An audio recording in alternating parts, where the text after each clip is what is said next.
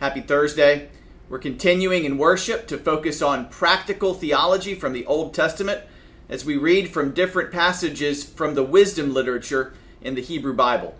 The books in the Old Testament, the wisdom literature books in the Old Testament, aren't part of those books that recount Israel's history. It's not the writing of the prophets. It's not the Pentateuch.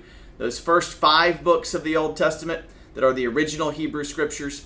The wisdom literature books from which we're reading are books with great observations and advice about the way life is and about approaching life and relationships and challenges in healthy ways and with a strong mindset.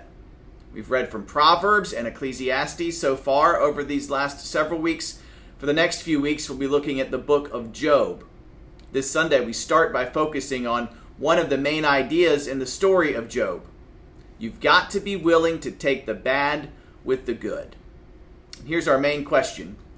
How do we develop a faith in God that is entirely independent of our circumstances? Even people who are very good can find themselves in devastating circumstances sometimes, and even people who are very bad can appear to be blessed and successful. Because the powers of good and evil, large powers, large forces beyond our control and beyond our understanding, are real. They can hold incredible sway over our lives. So enjoy what you have now. Remember that nothing is guaranteed for tomorrow. And realize that everything is blessing. We'll talk more about those ideas on Sunday. It's World Communion Sunday. The first Sunday in October is every year. So we'll celebrate the Lord's Supper in both worship services this weekend.